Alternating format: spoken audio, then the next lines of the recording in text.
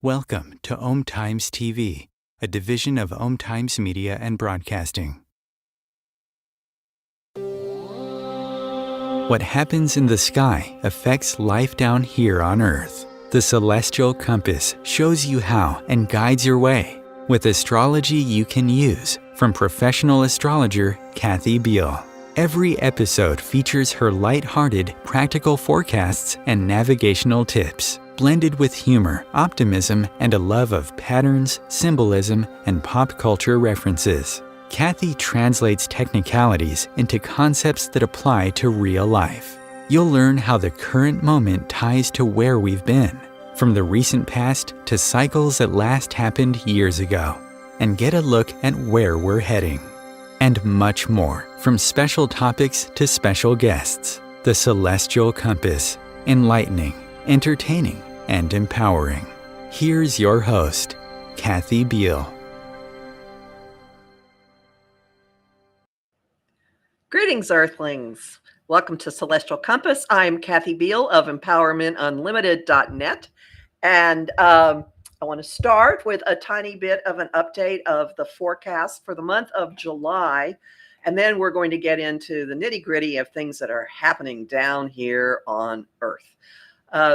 July has in the center of it a really, really rocky time with Uranus, the planet of sudden volatile change, conjunct Mars, the planet of action, cosmic first responder, on the 15th, causing all kinds of crazy, volatile, surprising things to be happening. You might have noticed some in the news. And then later in the week, we have the second Capricorn full moon of the year, conjunct Pluto, the other cosmic change agent, the agent of unavoidable change. I encourage you to look at this time in your life as the moment in a construction or a remodeling project. That's the better analogy for it.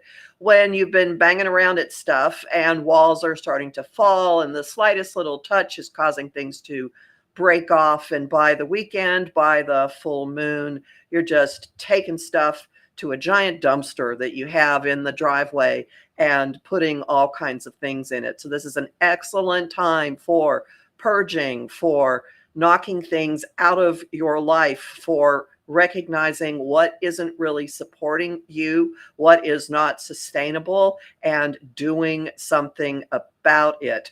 This particular time is setting the stage emotionally for Pluto's last time through the sign of Capricorn, which is going to happen at the beginning of September until the middle of November. So we're clearing the decks emotionally for what is going to be a bigger picture final pass through the restructuring of our infrastructure and foundations and institutions. You can find a lot more about this in my forecasts. My moon forecasts and monthly forecasts are at omtimes.com, and they are also, along with my weekly forecast, at my site, empowermentunlimited.net. And you can also find a lot of information on my YouTube channel, Professional Aquarian. Now, you might be, if you're listening to this live or actually kind of close afterwards, you're possibly a bit concerned about what is going on politically on the whole globe. There was a move in Britain with an election that looks like the really reactionary conservative forces that have been in control have pretty much been booted out of control. In France, the moderates and the progressives got together to keep the far right from taking control of the government. I believe something similar has happened in Iran. What in the world is going on in the United States with all of this?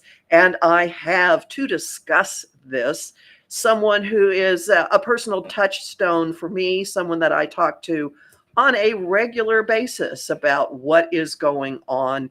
And we have slightly different, actually, we have very different approaches and come to extremely similar conclusions. So I'd like to welcome back Andrew Bassano Brewer, a clairvoyant, astrologer, and past life reader, researcher, author of multiple books, trained in channeling and psychic development with Sanaya Roman, past life regression with Dr. Helen Wambach, peaceful warrior training with Dan Millman, clinical hypnotherapy with Dr. A.M. Krasner, and just general badass psychic. Welcome, Andy. Thank you, Kathy. Thank you very much. It's always fun. I appreciate you having me on. Sure.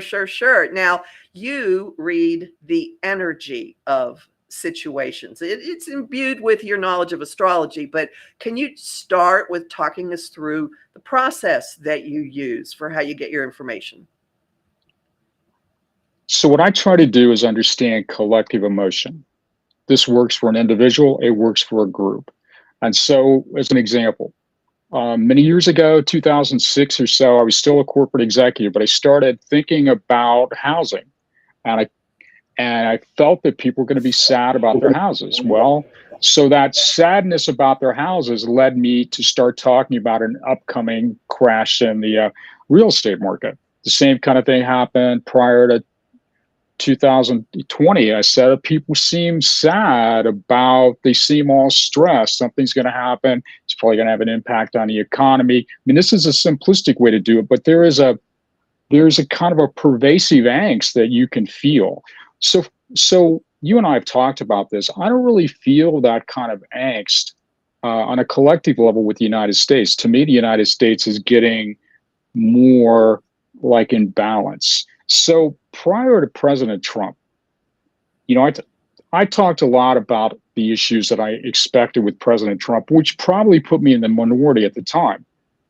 But But what happened with him is he seemed to bring all these disparate elements to the forefront. And so that was the driving force, but that only has so much energy. I think that energy is actually dissipating. So no matter how much people may see President Trump or former President Trump as a disruptive force and the MAGA movement as a disruptive force, in my opinion, that movement is getting smaller.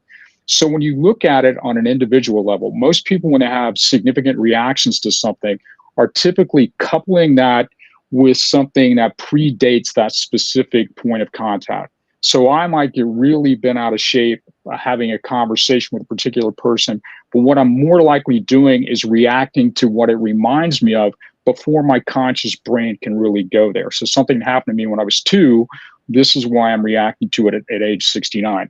So simplistically, what I feel is happening is that the desire to have a kind of a more serene, rational approach to living is the pervasive emotion that I feel is on the horizon, which is why I don't think Trump can win, or why I think Biden will win, and why I think, I predicted a lot of chaos, which nobody wanted to hear, which happened, right? I predicted a rise in anti-Semitism, which nobody wanted to hear, and then those things happen. But what I believe is going to happen now is that we're shifting away from that because I think people are tired of it. And so I think that the Trump era will come to not completely an end, but I think it's winding down. Well, talk about cutting to the chase. There we go. So I hope that makes sense how I'm saying it. No, it makes sense. You just ended up where I thought we would be in about 45 minutes. So specific things, there has been, I definitely have for quite a while, and I don't know how far back this went, found myself feeling similarities to Weimar Germany, which was the precursor Absolutely. to all manner of horrible things. And that's something that's also in your mindset, right? You have this thing about punching Nazis, if I look at it correctly. So in 1980, I became a professional psychic in 1987. And in 1987, I first said publicly that I felt that the 1930s would return, as in the pre-Hitler 1930 or the Hitler era 1930s, and it would return within the United States. And simplistically, that the people that were in Germany in 1930 would have reincarnated in the United States here, and the people, kind of the Germans, were in one sense like the happy people, and the United States was kind of the chaotic energy. So I've been talking about this forever. I've been expecting this totalitarian kind of energy, and you can see it. All these different pockets. So Trump, in my opinion, didn't really fundamentally change anything. He just became a focal point where people felt that they had permission now to express what they really felt. So if there was not a collective kind of racist, elitist kind of mentality, then Trump would have been cut off at the pass. So what I think happens with the MAGA movement is you have people who have really low self-esteem and they want to feel special, and they found a spokesperson that feeds that to them. And that's why I think that the MAGA movement has gained the traction that it has. But functionally, they don't work. And I just think that that's why it's running its course. And just like in the past, and we've talked about this for years, when I would say, well, get ready, this is going to happen, or this is going to happen, now I feel the opposite. I tend to be a couple of years ahead of what everybody thinks, which is kind of complicated during that period, right? But so I'm not really event driven. I try to look at the trends, and I just feel that there are more sane, rational, balanced, friendly people in the United States than there are these contentious, hellraisers. And that's why I do think that the pervasive collective emotion in the United States is one of seeking balance rather than trying to destroy everything. So again, simplistically, that's why I think that Trump was able to come to some element of prominence. We can get into a darker kind of take with this too, but on a surface level, he was giving people permission to kind of go to their darker, more selfish selves. And I think that the collective pushback against that is stronger than anything that he can bring together. Now, interestingly, at this moment, a lot of things, as we're talking, a lot of things are happening that some perspectives might think, oh no, this is horrible. We're on this collision course. How does this man continue to get away with things? But I just want to interject my own experience in this. After the 2016 election, before the inauguration, I was sitting in a bar in Brooklyn with a friend, and I had a palpable sensation of a train coming right at us, and the people who had the power to steer the train and put it on a different track were letting it come at us. It was a feeling of absolute inevitability and choice and powerlessness. I don't feel that at all now. I don't feel any horrible thing coming at us at all. I am absurdly calm in the long term about things that are going on. And this is going to lead to something that you and I talk about a lot, and that has to do with your vantage point, with your perspective. If you're stuck in the middle of day-to-day events, you can get really, really caught up in the energy of it. But if you play like an Aquarian, and there are two of them on camera right now, you can just get two up. Full moon Aquarians. Full moon Aquarians, you can get in your, I was going to say, you know, like, let's get in our Cessna or our Piper Cub. It's more than a helicopter, and fly above the situation and get a long distance view. And that is essentially what you do, right? Absolutely. I think it's really critical not to get too caught up in the weeds. And I'm really good historically at knowing when people are lying and knowing when they're different than what they present themselves to be. So for example, prior to the 2016 election, I said that President Trump would win. This didn't go over well, so I didn't say it too often. And I did it astrologically, actually. I did it in comparison to the 1776 chart with Hillary and with Donald Trump. But what I said then was that Trump was geared more towards this sales energy, that he was more of like a, carny and less of a politician, that his management style would be absolute chaos, and that he would drive things forward through trying to cause disruption so that you couldn't really hold him accountable. And to some degree, that works for him. But it also leaves a lot of things that kind of fall through the cracks. And ultimately, those things falling through the cracks, you leave a mess. People want to clean it up. It's important.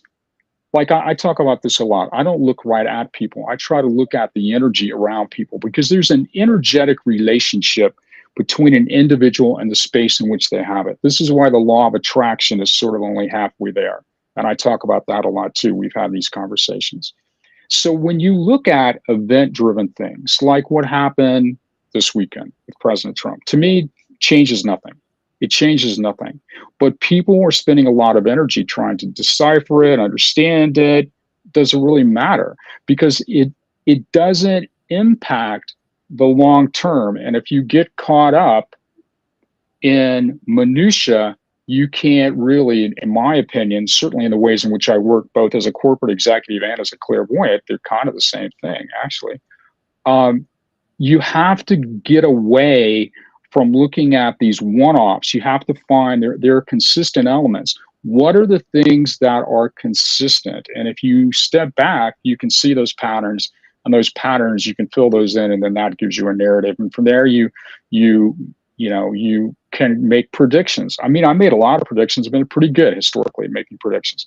And the way in which I do it is to try not to get too caught up in specific little things that are aberrations, but to look at what keeps happening over and over and over. Because that consistency, you can only con people so long. If you hang around with them long enough, they see who you are.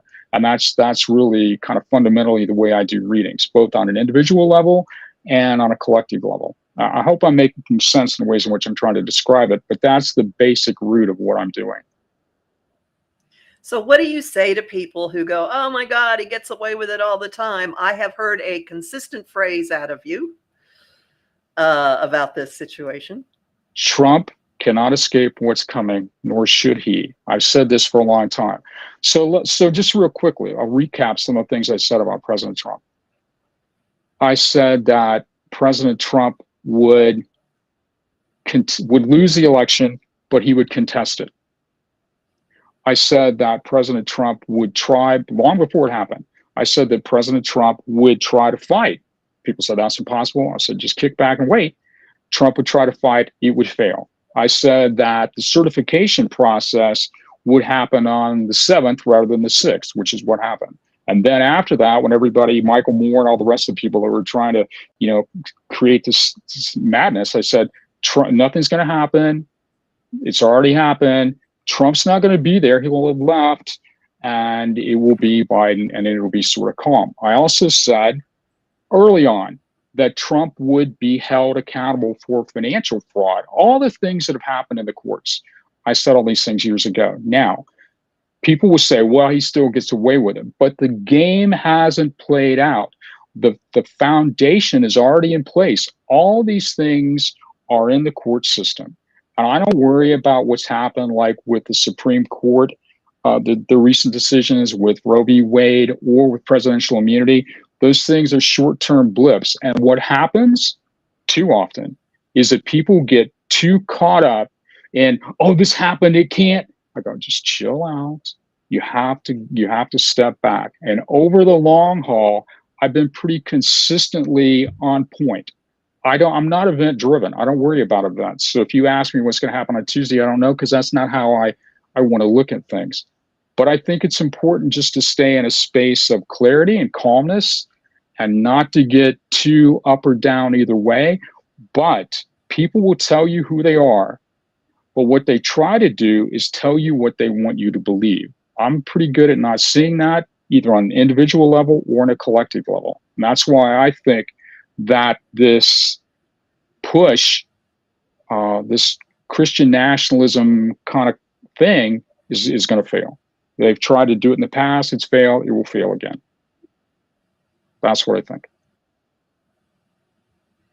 Well, again, you've said everything I wanted to talk about, so we've still got lots of time. Okay, then we can add to it. So that's, I got plenty I can say, so that's no problem.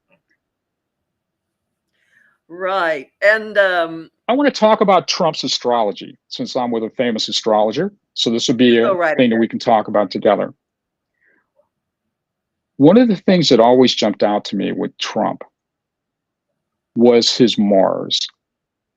Because what I've found is that when people have a planet that's on the 12th house side of the ascendant within 2 to 3 degrees, that tends to work out as some sort of subconscious issue.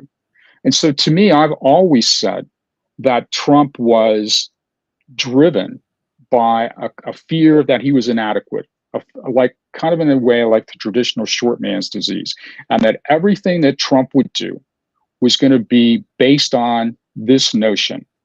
Trump believed he wasn't good enough, but he was arrogant enough to believe he could get away with it. And that sets up a dynamic where people ultimately make mistakes. So if he gets in a situation where there's a lot of stress and the boy is in a stressful world, then I believe he will make mistakes. But that 12th house Mars led me to think that he would be impulsive and do things as a matter of course. And I think that plays out in just his day-to-day operations. And I think that's also a reason why I think that he will push himself to the place. I've said for years that Trump will push it and push it and push it and develop this sense that I'm immune, but what he's really going to do is lose it all kind of at one time. And that's what I expect. And so I guess we'll see. But I think it is related to the chart. Right, and when there is a planet that's just on the backside of an angle, it operates as a pusher of that. And with Mars in Leo conjunct Regulus, so this is like maximum big guy, and that's getting stressed right now. I don't that's getting stressed by Uranus. It's exactly squaring that.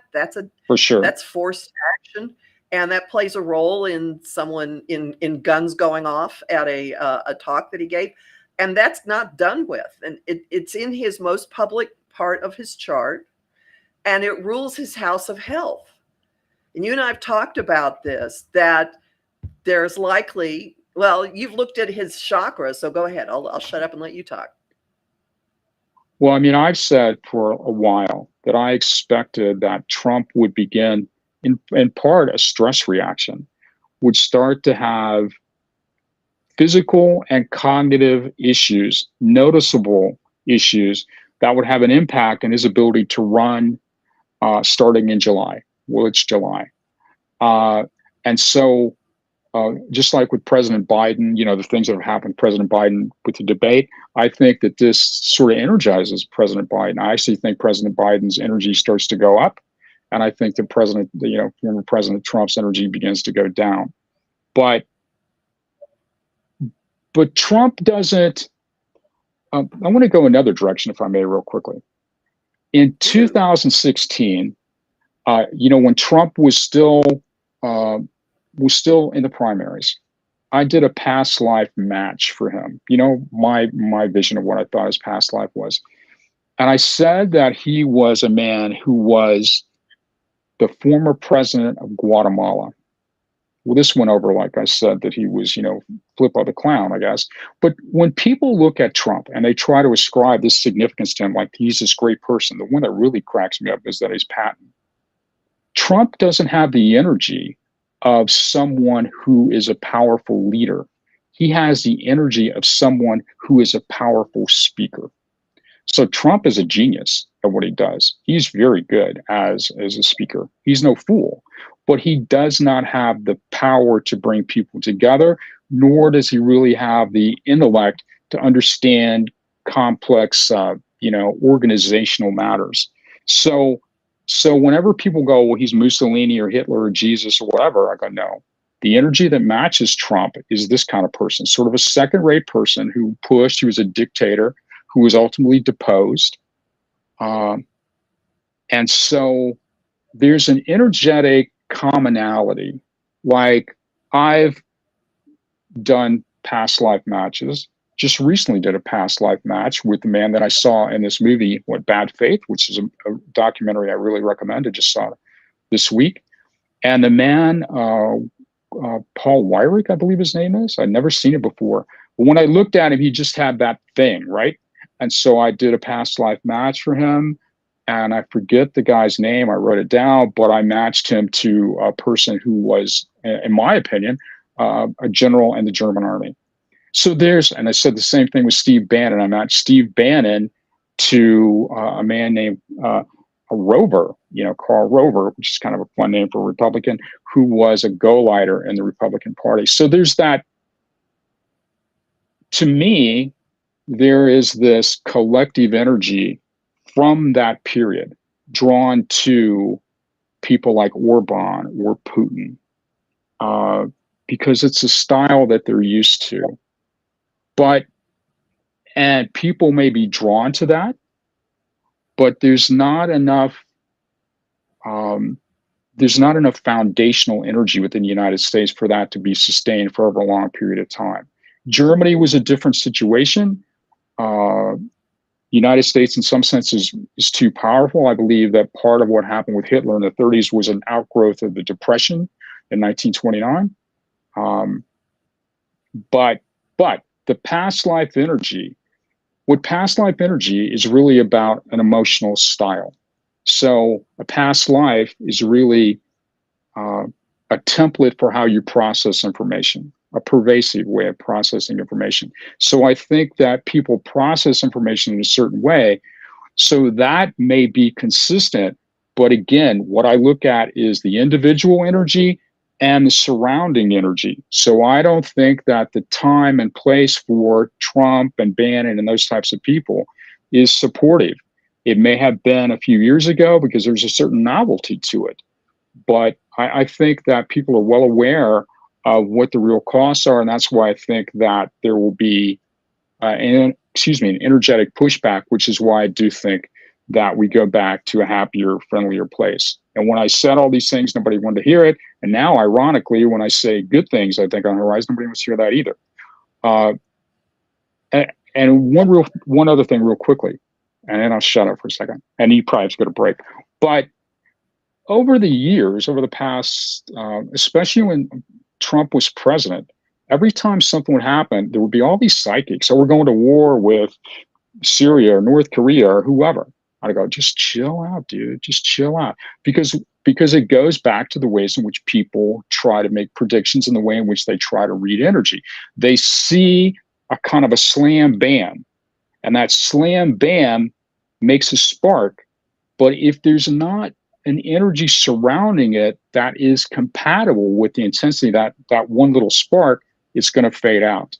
So you can make a big noise and it can get people's attention, but if there is not a core emotional collective energy around it, it'll fade. And that's why I think that Trump's time will fade. I've been saying it for a long time. I do not think he will win. I guess we'll find out. Historically, I've been right a lot, but I'm not right all the time. And well, there we go. And again, I hope I'm making sense in the ways I'm describing it. But that's the way I see it. I just don't feel that the environment in which they're trying to place these ideas is supportive of those ideas anymore on the level that they need it to be. I believe that Trump will be held accountable for all these crimes. I think he will go to prison. I do think that. I think I don't like the documents case, which is dismissed. I think that will be reversed. I've said that I expected Clarence Thomas to be investigated for past, financial improprieties. So I don't think that just because it seems like, quote unquote, they're getting away with it, I don't let that dissuade me from what I really see long term. So that's where I'm at. We're gonna take a break. Hang around, people. It's only going to continue to be interesting. Talk to you again in a few minutes. Thank you. Times TV. Want help with your own celestial compass? Visit my site, empowermentunlimited.net, for Astro Insight forecasts for each week, month, and new and full moon. Want to explore the personal impact? Make a decision? Understand another person? It is possible. Click the Services tab to book a personal session with me. That address again? empowermentunlimited.net. Imagine becoming a super influencer. Reinvent yourself, invest in your brand, and then manifest your success with a robust spheric approach. Om Times Media and Broadcasting offers a unique and multifaceted way to become the spiritual and conscious influencer you deserve to be by putting your message across our powerful platform with its proven record of integrity and excellence. Through our produced shows, Om Times offers the opportunity to become a social media TV personality, a radio show host, an Om Times magazine columnist, and a syndicated podcaster, all in one shot. By live streaming your show on Om Times TV and broadcasting it across the extensive Om Times radio and TV networks, you become more than a host. You become an ambassador and a force for positive change. Om Times. Open yourself to the possibilities. If I could be you, and you could be me for just 1 hour. If we could find a way to get inside each other's minds. Walk a mile in my shoes. Walk a mile in my shoes. Well, before you abuse, criticize, and accuse, walk a mile in my shoes. Welcome back to Celestial Compass. We're talking today with Andrew Bassano Brewer, who reads the energy of situations. And we've been talking about the political currents happening in the United States right now. We left with a flurry of very specific predictions.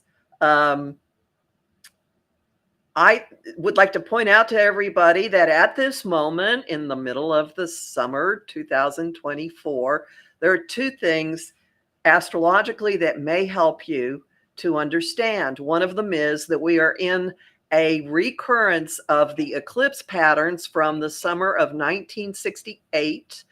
And those of you of a certain age might recall how incredibly raucous things were during that summer. And secondly, right now, 3 of the outer planets are retrograde. 2 of them have recently stationed retrograde and haven't started moving, meaning that they're just kind of circling on their spots with the influences getting more and more and more prolonged, and they're going to go forward. And it's not going to be horribly long before we see shoes falling, new developments, rest of the story. So, Andy, where'd you like to take it from here?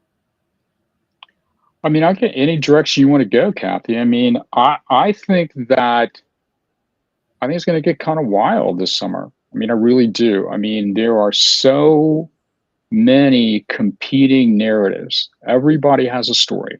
Everybody wants to have the definitive story, and nobody really knows. And there is so much fear. Trump is driven now by fear.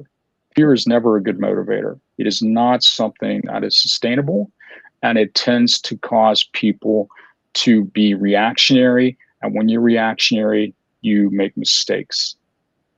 So I think that Trump and the people around him are really feeling the heat. This is my take on him. He has, from an energetic standpoint, I'm sure a lot of your audience have heard about chakras and auras and, those kinds of things. I'm sure there's enough more concepts. But when you look at Trump, he has a very significant constriction between his heart chakra and his throat chakra. So when you see this energy pattern, and this is a pretty common pattern, actually, it's people feel sad because they're not able to express themselves, because they're not being heard.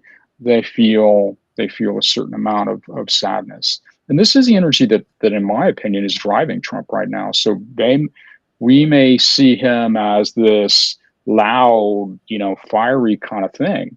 But I think that Trump, not too deep down, is really having some emotional challenges. And he's gotten to this point in his life because he's been historically pretty good at dealing with those, but he has never seen anything like this, nor probably have too many other people. There are also a lot of people around Trump in kind of precarious situations. So again, if we look at Germany as our model, the people that were on the National Socialist bandwagon, it was fun when it worked. It wasn't so much fun in Nuremberg, and it wasn't so much fun after the fact, right? And so there is payback time. And I think that payback is on the horizon. And I think that the summer will be a lot of people trying to distort reality as much as possible. A lot of competing narratives, a lot of stories coming out everywhere. And my advice for people is to try to just stay calm. Don't get too caught up in individual plot points, but to try to look at the collective, just like everybody's worried about is the stage, the thing on Saturday, something happened. Somebody had a gun, people died. But it does not fundamentally change the story of Trump. It does not fundamentally change the narrative of our collective future. And I think people, in my opinion, are wasting too much time. Is it staged? Was it fake blood or whatever? It doesn't make that much difference, I don't think. And that's why this summer will be a challenge to people who get caught up in everything. Oh my God, this happened. It changed. No, it doesn't. These are small little points of contact. They do not fundamentally, in most cases, make a difference. And so my advice for people is to just try to stay zen, kick back, and not get too caught up in the weeds, and to try to take a higher vantage point so that you can really understand the motivations for people. People will tell you who they are, but not directly to your face. You have to kind of peek around the corner to see what's going on. So yeah, I think the summer is going to be entertaining. it might be an interesting challenge for people to themselves start experimenting with reading the energy around situations and noticing signs of either inattention or incompetence or nervousness or anxiety. And you and I both have seen, me based on the astrology, you based on what you do, a very public event with that makes cognitive problems unmistakable. And it's so fascinating that there's so much projecting from one side to the other. Like, we've gotten a foretaste of it with Biden doing so abysmally at the debate, but the real cognitive issues are on the other side of the race. And you and I have both said there will be a very public event where it is unmistakable. Now, you saw him falling to the ground, which already has happened, but there's more to go energetically with that, right? Yeah, and it also goes to the ways in which stories are framed. So you have to try to, in my opinion, detach yourself from the way the story is sold to you. The Republicans are masters at this. They're very good at it. But if you look at, like, I was one of the very early people to push back against QAnon. I call them QAnon, and and I was, and it really annoyed me, of course, that there was this trying to take concepts that were grounded in spiritual truth and just distort them beyond distortion. But if you look at the things that were driving focal points for QAnon, where they're pointing fingers, in almost every case, this is narcissism 101, the people who are most guilty of that are the people who are doing the finger pointing, right? So there's a form of projection, there's a form of bait and switch. And I think that, again, the collective intelligence and rationality of the United States is far superior to what the MAGA world needs in order for them to kind of skate through. I think there's too many people kind of onto the game here. But yeah, they've changed the language and they've changed the story. But I think that it kind of boomerangs back against them. I do think that there's a lot of unhappy times for some of these high-end Republicans, because they've done things that, as long as they can create a climate where you can't really rationally have a conversation, right? As long as people can't push through that, then they can still kind of skate along. But I think that time is coming. And I think President Biden is really kind of the hammer to put it to him, truthfully. I think there's still, you've talked about this, I think there's still plenty of gas in his tank. And some of the things that you've looked about when you did his solar return chart, really, I think, speak to that pretty eloquently, truthfully. Yeah, that's one thing that gives me great comfort. Everyone out there, I have a long interview that's up on my YouTube channel, which is Professional Aquarian, with a reader from Canada, Soul Print Intuitive Tarot. And I looked at solar return charts for Trump and Biden. And Trump's has a packed 12th house, which is confinement. Not good. And Biden's solar return chart has Mars on the midheaven, in the 9th house on the midheaven. We were talking about something on an angle, pushing it forward.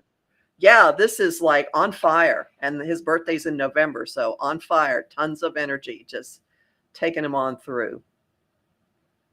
So by having a planet with the kind of energy that Mars has, and having it in a place where it has prominence, right at the very tippity top, the highest point in the sky, right at the midheaven, this adds to, I think Mars is a planet that wants to be seen. There are other planets, so maybe Neptune or other planets that maybe like to work behind the scenes. But Mars is a hellraiser. It wants to be out and about. So having Mars in Biden's chart this way, to me, is a significator that he's going to come six guns blazing. And I do think that he is. I think he's going to be re-energized here. And all those planets in the 12th house, if my initial psychological profile of Trump is true, then his fears, his sense of inadequacy, his belief that he's not good enough and he deserves to lose, this to me is the key point to Trump. I believe that he thinks he deserves to lose, and I think he is pushing all his chips to one number so he can lose it all at one time. This is what I've predicted for a long time, and I stand by that. And so far, again, historically, I've been pretty close with it. We'll see. And this does match what's going on astrologically, because Uranus is up there in his in the 10th house, the most public house. It's moved across his midheaven, and using a very technical a technique called converse solar arc project. His converse solar arc Pluto is going to move across the same spot in November. Basically, the two planets of massive change, unpredictable, radical change, and unavoidable change, are moving across the part of his chart that deals with his career, his place in the world, his home, his family, you name it. And that equals everything at once, which is what you've seen consistently. And there's another element in Trump's chart that I think is important. So if you look at the idea, the degree a year theory of progressions, Trump just turned 78. 78 degrees from, his Mars puts him right down at the bottom of the chart. And I think he's moving into this place where daddy issues, the Fred Trump issue that, in my opinion, drives Trump, will become more dominant. And as he gets older, and as his cognitive, and on all the energetic photos I've done, I consistently draw this thing here. There's a prefrontal lobe issue with Trump, I believe. And so that will oftentimes be a situation where there's not, the circulation to the brain is not working as well. You often see that with decline in language skills, pre-dementia. But as Trump's ability to keep it all together and remember his lies simplistically fades, then, the wheels could fall off pretty quickly. I still maintain that Trump's basic core emotion is, I don't feel worthy, but you ain't the boss of me anyway.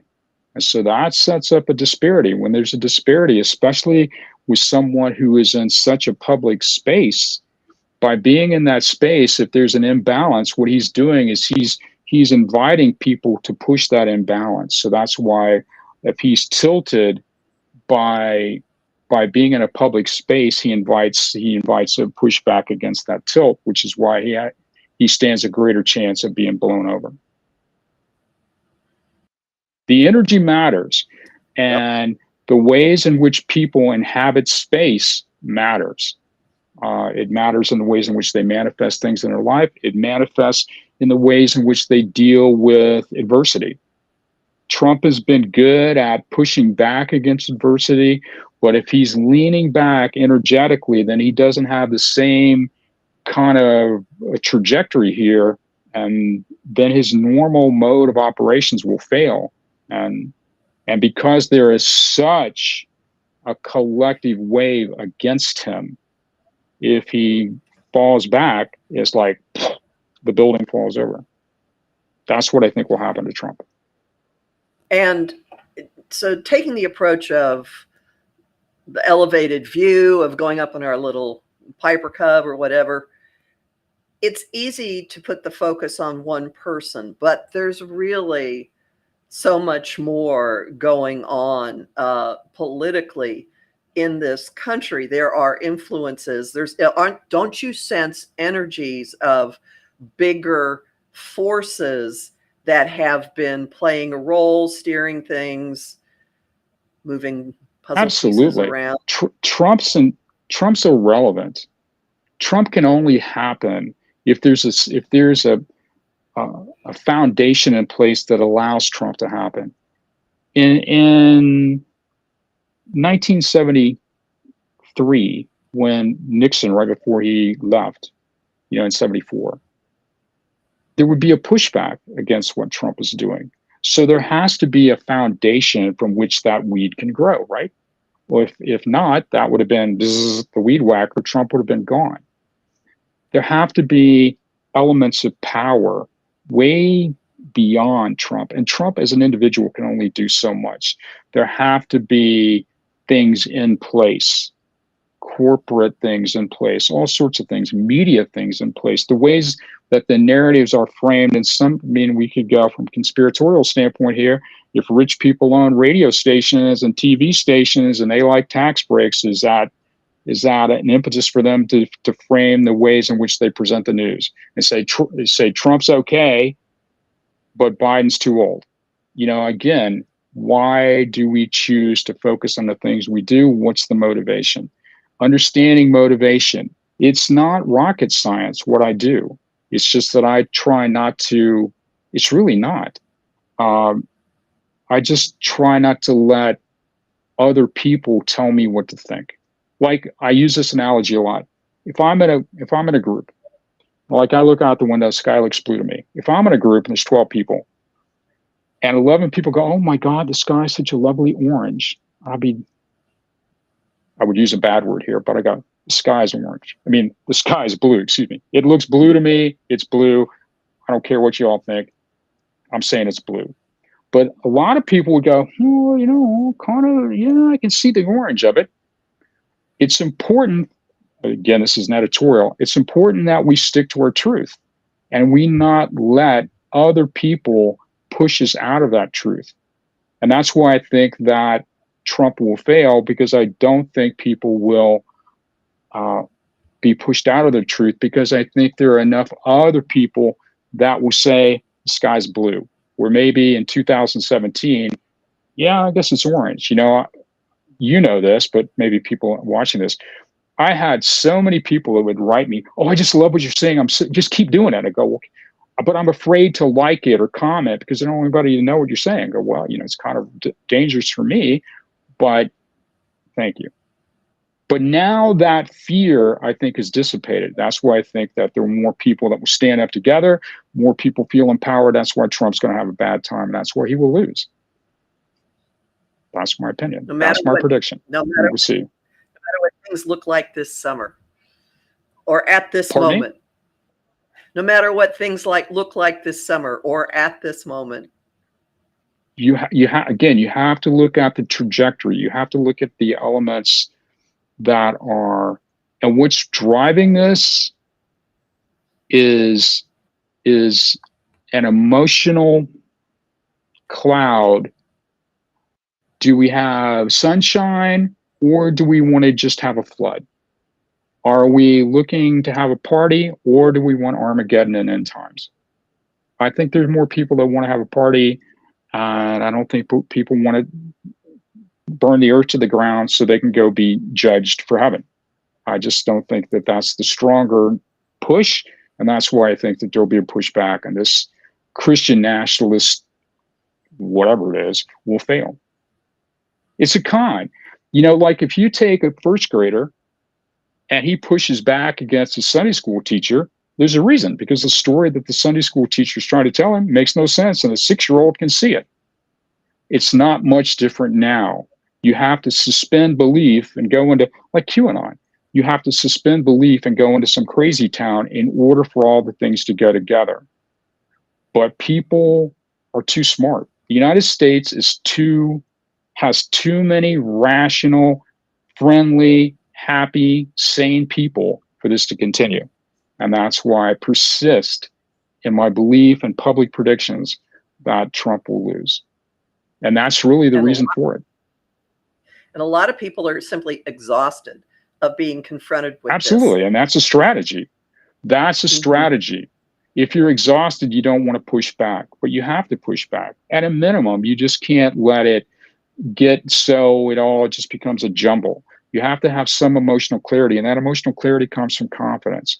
What a big part of the Republican drive to frame language is to try to make people question themselves. Again, QAnon, I mean, how do you take this thing and this thing and this thing and come up with that?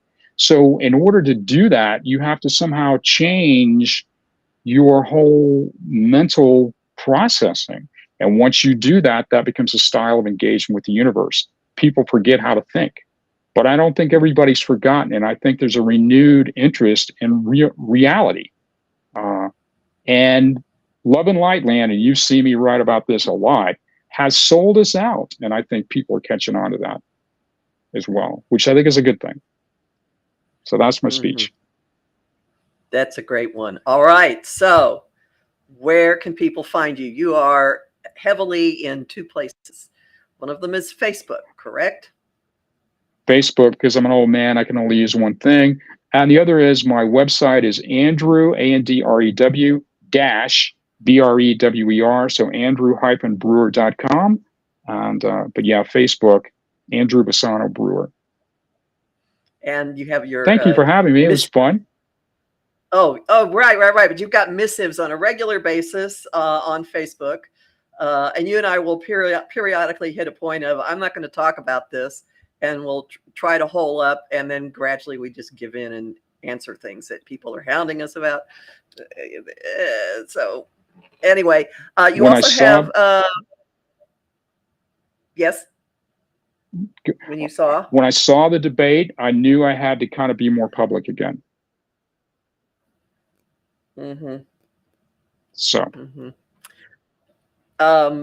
It's all part of the punching Nazis goal of your life. So for sure, what you do. For sure. But you also have, it is a mission. You also have an account at Medium. Yes, I have an account at Medium. And I was like a big thing on Medium for a while. Then I got mad and quit, and I just started doing it again. And I'm not even sure what my handle is on Medium, but I'm not really good at marketing. I don't even know who I am. But I'm on Medium again. But everything I have on Medium is on Facebook too. So just it's free on Facebook. You can follow him, and it's always an interesting viewpoint. Oh, thank you. They're getting. Oh, wait a minute. We actually have a question. Many have mentioned that Trump's Jupiter will always protect him. No, it will not. Watch the video on Professional Aquarian from earlier this week. His time is coming before the end of the summer. Jupiter's going to be part of his trouble. So don't fear not, people. Okay. Don't worry. Thank you so much, Andy. It's always fun talking with you. Everybody I get to talk to. You too, Kathy. Thank you. We make sense of the world. And he talks to me periodically off the ledge, although I don't go out there all that often. Remember, everyone, my forecasts are at empowermentunlimited.net and at ohmtimes.com, where I also have a guide to Mercury retrograde. And in August, Mercury's going to go retrograde again. So you will want to check that out. And also my YouTube channel is Professional Aquarian. And I have a long, like a 45-minute interview with Soul Print Intuitive Tarot, going through the astrology of the politics for the rest of the year. And I have the beats of changes in Trump's fortune, and also things for Biden and Harris as well. So thanks, everybody. Go off in your little Piper Cub. Join us up there. Fly above it all. And we'll be dancing in the streets in a few months. Thanks. See you guys again. Good. Thanks, Andy. Thank you very much. You're welcome. Thank you.